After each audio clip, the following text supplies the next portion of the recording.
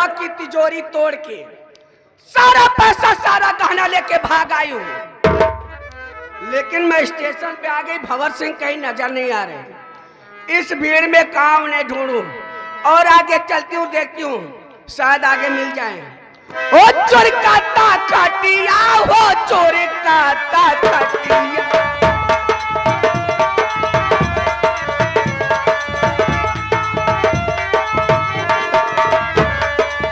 चोर का खटिया, हो चोर का खटिया।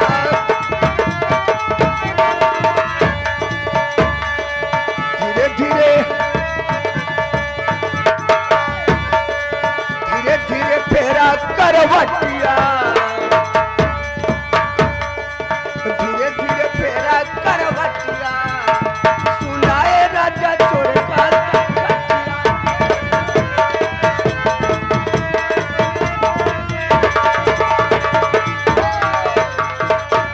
करवाती हाँ यहाँ स्टेशन पर क्या बात है? अरे मेरे राजा, इस भीड़ में मैं आपको ढूंढ रही थी। क्या मुझे? लेकिन सच पहले बताओ, मेरा वो कर्मा टाकीज बना कि नहीं? टाकिस के विषय में जानना चाहते हो? हाँ जल्दी बोलो। तो सुनो, मैं सारी बात बता रहा हूँ। बन रहा था जो कर्मा टाकिज आपका, 7वीं बार भी गिर चुका आज है। बात कुछ भी समझ में है आती नहीं, कैसा भारी ये कर्मा गजब राज है।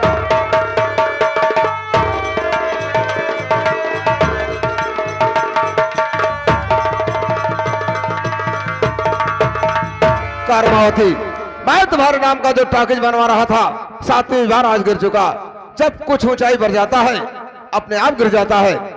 मैं बहुत परेशान हो गया कि हमारा कर्मा टाकिज बार बार क्यों गिरा जा रहा है। अरे यही तो मैं सोच रही हूँ, आखिर ये टाकीज बार बार क्यों गिर जाता है। मैं परेशान होकर के पहुंचा पंडित बाबा बलदेव महाराज के पास। हाँ। और उनसे पूछा कि पंडित जी बताइए, हमारा कर्मा टाकिज बार बार क्यों गिरा जा रहा है। तो उन्होंने क्या बताया? पंडित जी अपना पोथी पत्र निकाले, विचार किए और बताए कि उसमें एक बच्चे का बलिदान हो जाए तो कर्मा टाकिज कभी नहीं गिरेगी। वही मैं बच्चे की तलाश में निकला, ढूंढते ढूंढते बहुत दूर निकला, कोई बच्चा हाथ नहीं लगा। जामनगर के करीब पहुंचा तो सोचा अपनी कर्मावती से क्यों न मिलता चलूं, लेकिन हमारी कर्मावती तो मुझे स्टेशन पर ही मिल गई। मैं तो अपनी पूरी तैयारी बना के आई हूँ। क्या कहा, तैयारी बना लिया है? सेठ पन्ना ललवा की तिजोरी तोड़ के सारा पैसा सारा गहना लेके आई अरे हूँ। वाह, कर्मा बनी बातों पर बहुत खरी उतरी। बातों पे तो बहुत खरी उतरी, लेकिन अब ये मेरा टाकीज नहीं बनेगा। क्यों नहीं बनेगा? अरे कहाँ से बनेगा, कहाँ मिलेगा बच्चा, कौन देगा अपना बच्चा? कर्मावती, कोई अपना बच्चा सीधे से थोड़ी देगा। मैं किसी के बच्चे की चोरी कर लूंगा या किसी से छीन लूंगा, ये हमारी जिम्मेदारी है।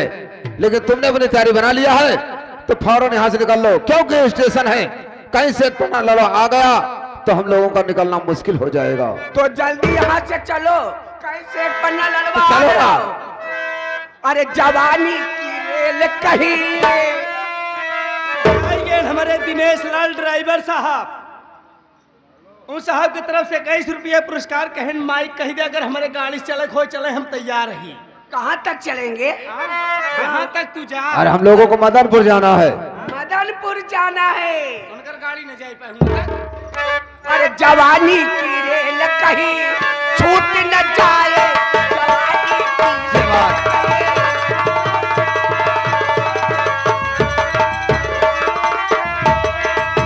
कोई लुटेरा टिकट तेरा मेरा, कोई लुटेरा टिकट तेरा मेरा, चुरा के हम दोनों को छूट न जाए। आओ।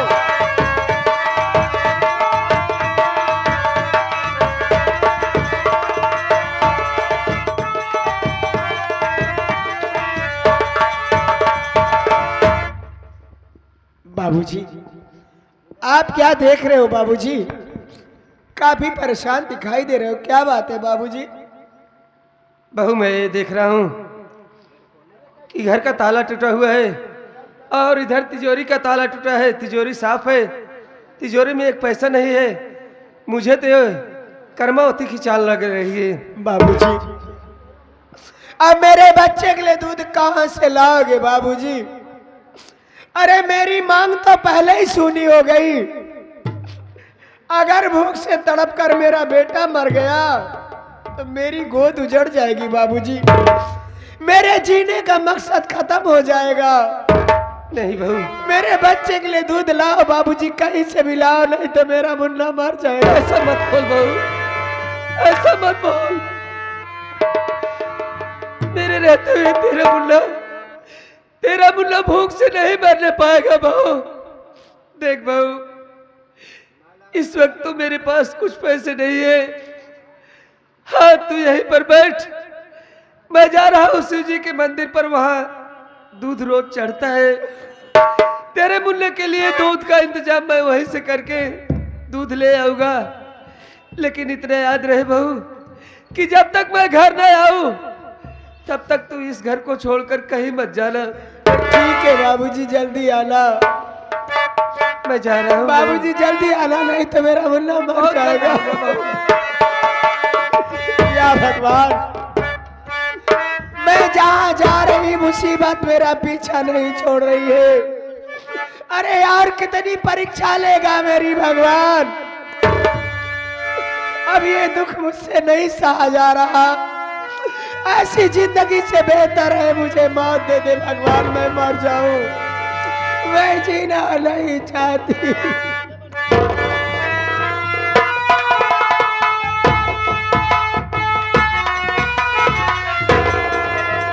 मैं क्या देख रहा हूँ? ये तो रास्ते में कमला साली बैठी है और अपनी गोद में बच्चा भी लिया है। बहुत अच्छा हुआ, आज इसी के बच्चे का बलिदान कर्मा टाकिज में हो जाएगा और रास्ते का एक कांटा और भी समाप्त हो जाएगा। अरे कमला! अरे हरामखोर भगत सिंह, तू और यहाँ! अरे कमीने, मैं तेरा क्या बिगाड़ी हूँ रे, जो इस तरह हाथ होकर मेरे पीछे पड़ा है। तूने तो मेरी दुनिया उजाड़ दिया, मैं दर दर की ठोकर खा रही हूँ। अब क्या रह गया मेरे पास? चला जा हरामी यहाँ से। जानना चाहते हैं किस लिए आया हूँ तो सुन मेरी बात पहले। कह रहा हूँ जो कमला, सुनो गौर से कह रहा हूँ।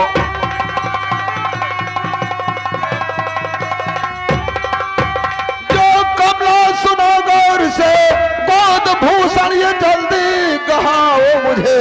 बच्चा जो ये तेरा काम की चीज है, जल्द से जल्द बच्चा थमाओ मुझे। रोक अपनी जुबान को वरे बेशरम रे, रोक अपनी जुबान को।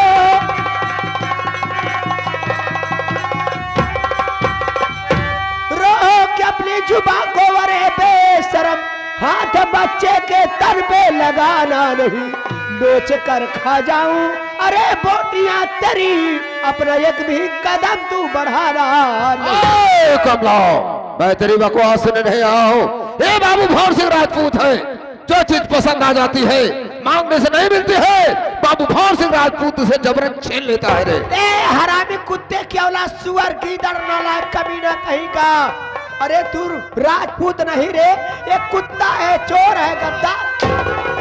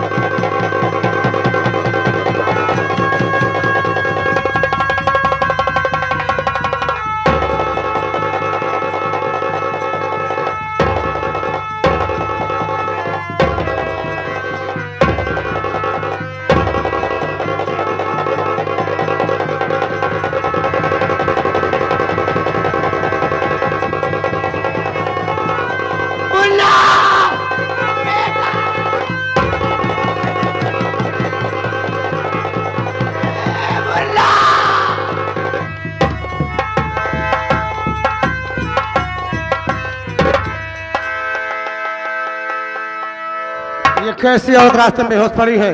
अरे इससे मुख से तो खून आ रहा है, लगता है किसी ने इसे बेरहमी से मारा पीटा है और ये बेहोश हो गई है। साथी पानी लाओ।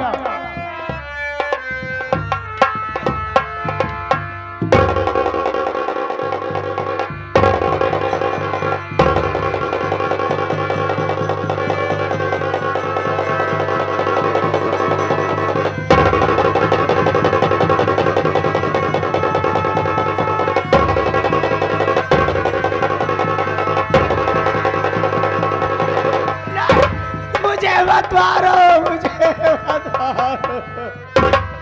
मुझसे मत डर। ये बता कौन है कमीना जो तेरा हार बनाया है, उसका नाम और पता बता मुझसे। बाबूजी मेरे बच्चे को बचा लो, मेरे बच्चे को बाबा सिंह छीन लो। तू चिंता मत कर, तेरे बच्चे को भी बचाऊंगा और मैं तुझे बचाऊंगा। चल मेरे साथ।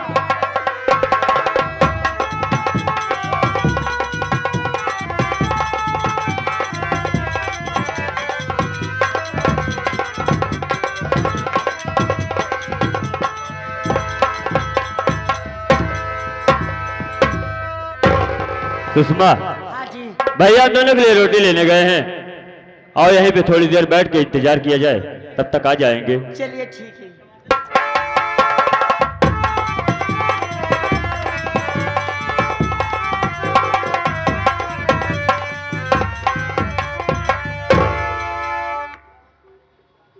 ये मैं क्या देख रहा हूं?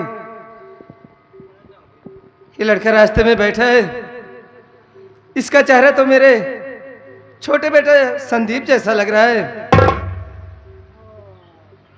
लेकिन यहाँ और इस साल में मैं इसे बुला रहा हूं। अगर मेरा बेटा संदीप होगा तो मेरी आवाज सुनते ही मुझे पहचान जाएगा।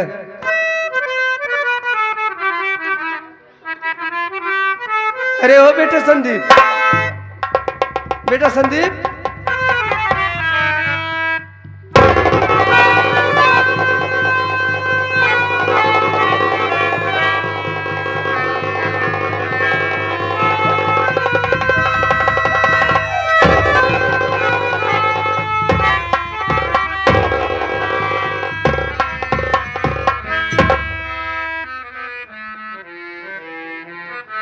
तू यहाँ बेटा इस साल में, और तेरे साथ में लड़की कौन है?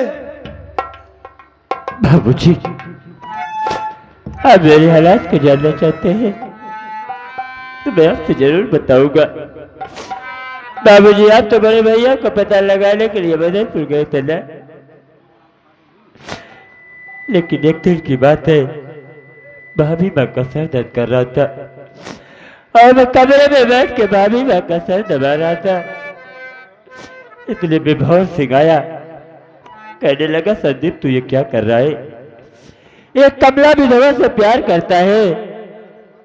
यहाँ तक कि बाबूजी और आप ज्यादा कहने लगा कि ये जो कमला के पेट में बच्चा पल रहा है, ये बच्चा किसी और का नहीं, ये बच्चा तेरा है संदीप।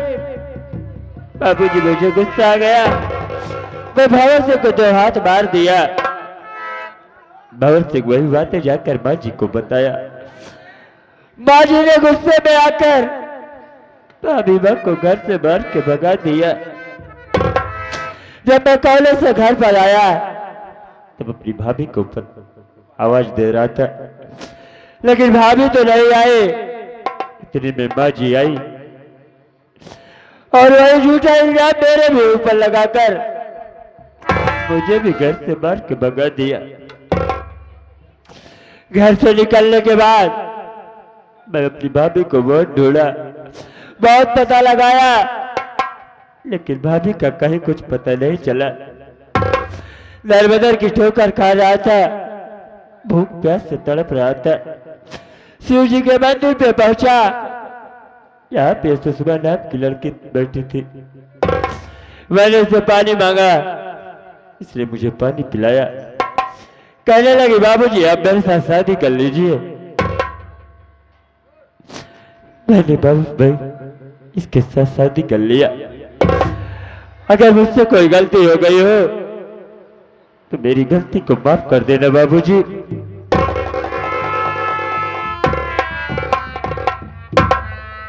नहीं बेटे संदीप, तुझसे कोई गलती नहीं हुई। अरे एक बेसहारा को सहारा दिया, उसके साथ शादी कर लिया, इसे कोई गलती नहीं कहते हैं बेटा। सुषमा,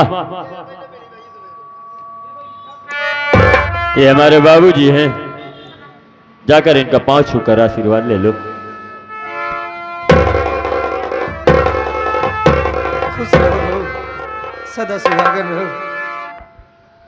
लेकिन बाबूजी, मैं आपसे एक बात ये जानना चाहता हूं कि आप तो मदनपुर गए थे बड़े भैया का पता लगाने के लिए ना, तो यहाँ शिव जी के मंदिर पे क्या करने के लिए आए हैं बाबूजी? तू जानना चाहता है ना कि मैं शिव जी के मंदिर पर क्यों आया हूँ? हाँ बाबूजी। बेटा संदीप, तेरी भाभी कमला एक बच्चे का जन्म दी है। ये क्या करे बाबूजी? हाँ बेटा, और उसका बेटा भूख से व्याकुल है। उसके पास दूध नहीं था कि वो अपने बच्चे को पिला दे। मैं मदनपुर से लौटा तो रास्ते में भीख मांग रही थी अपने मुन्ने के लिए, दूध पिलाने के लिए। मैं उसे वापस घर लिवा कर आया हूं। बस उसी के मुन्ने के लिए घर आया, देखा तो घर का दरवाजा खुला और तिजोरी का ताला टूटा हुआ था। मेरे पास एक पैसा नहीं था कि मैं अपने नाती के लिए दूध लेकर आऊं, उसे पिलाऊं, जिससे उसकी भूख मिट जाए। मैं बहू कमला को घर पर बिठा करके आया हूँ। उसके बेटे के लिए शिव जी के मंदिर पर आया हूँ दूध लेने। बेटा, हाँ बेटा, क्या कह रहे तेरी हैं भाभी बाबूजी? कमला जिंदा है और वो एक बच्चे का जन्म दी है। तेरा भतीजा भूख से व्याकुल है। बेटे, क्या कह रहे हैं बाबूजी कि आप शिव जी के मंदिर पे दूध लेने के लिए आए हैं? हाँ बेटा। लेकिन बाबूजी, मैं आपसे एक बात बताना चाहूंगा। कौन सी बात? कि आप जिस भैया का पता लगाने के लिए मदनपुर गए थे ना, हाँ, वो भैया परे नहीं है बाबूजी। क्या? हाँ बाबूजी, वो भैया जिंदा है। जिंदा है? हाँ बाबूजी। तो कहाँ है? बाबूजी, हम दोनों पुराने के लिए रोटी लेने गए हैं, आते ही होंगे। आप यहीं पे रुकिए, तब तक बड़े भैया आ जाएंगे बाबूजी। ठीक है बेटा।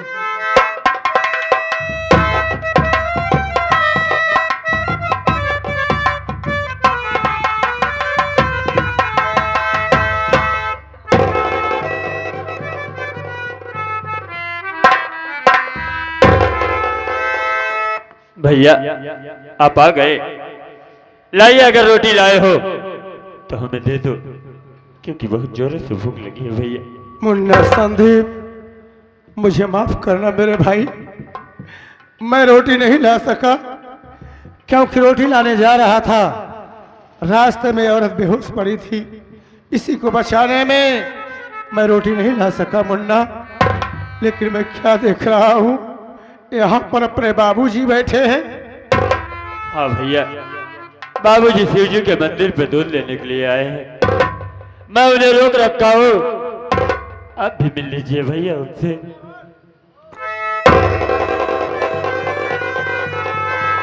बाबूजी, अरे ओ बाबूजी, उठाओ, मुझे गौर से देखो, मैं आपका बड़ा बेटा कुलदीप हूँ। बाबूजी, मुझे गले से लगा लो बाबूजी, मुझे गले से लगा लो।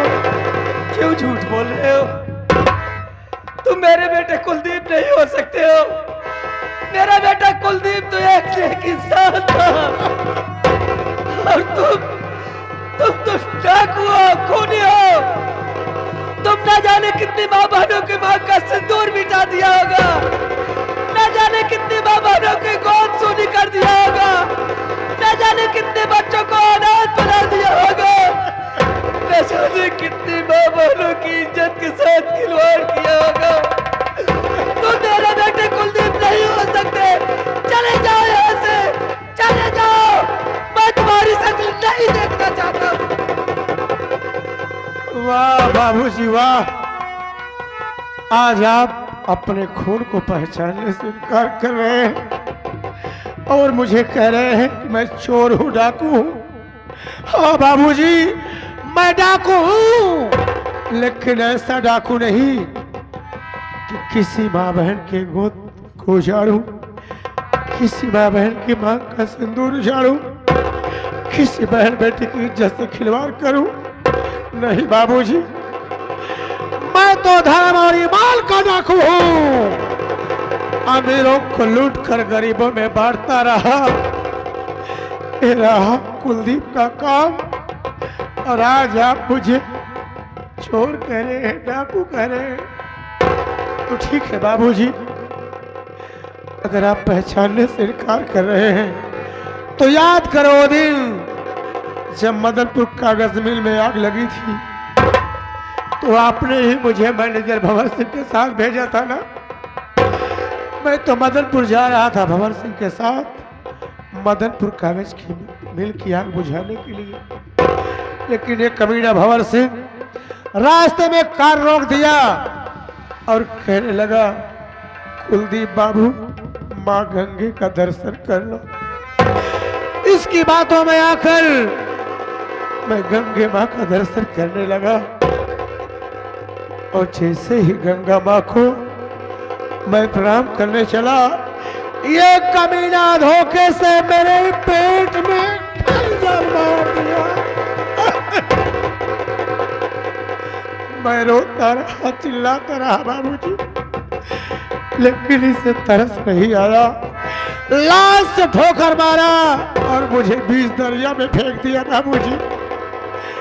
ये तो सुषमा की देन है कि आज आपका बड़ा बेटा कुलदीप इस दुनिया में सलामत है, नहीं तो मेरा तो नामो निशान बढ़ जाता। क्या अब भी आपको मेरी बातों पर विश्वास नहीं है? बाबूजी, बाबूजी।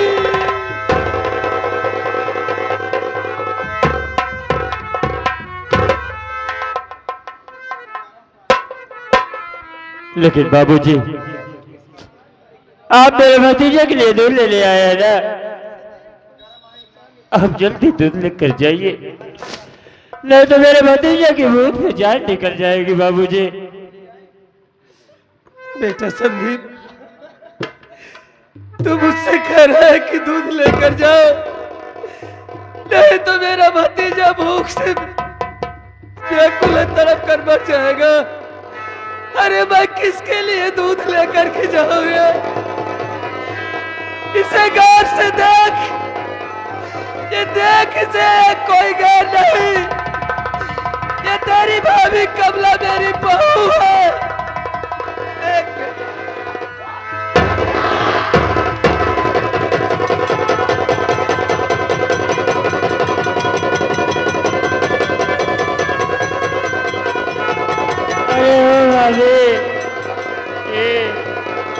भाभी,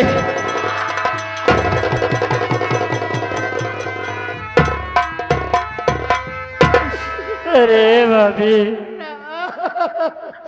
कहाँ चली गई थी मुझे छोड़कर? देख तेरे देवर की क्या हालत हो गई। भाभी रो मत भाभी, आज मैं तुझे एक बात बताऊंगा कि जिसके याद में तू रोते भी लगते, अपनी हालत बना ली। वो भैया मरे नहीं है भाभी। कहाँ है तेरे भैया? वो भैया एक बार मुझे मिला दे। जो इंसान अभी यहाँ विवाह कराया वो कोई और नहीं भाभी, वो हमारे बड़े भैया है। अरे राम,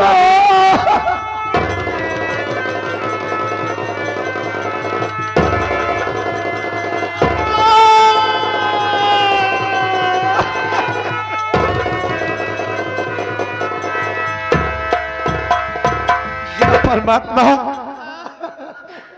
जिस पत्नी के साथ इतने दिन तक रहा, आज उसी पत्नी को मैं पहचान नहीं पाया। मेरी निगाहें धोखा खा गई। स्वामी, अपने बच्चे को बचा लो। जो भंवर सिंह छीन कर ले गया अपना बेटा है, उसे बचा लो, नहीं तो कमला, तू चिंता मत कर। अरे वाह रे कमीने भंवर सिंह, शायद तुझे मालूम नहीं बे कि तू जलती हुई आग में हाथ डाला है, और आज इसी आग में जलकर राख हो जाएगा। मैं आ रहा हूं तेरी मौत बनकर। जय मां।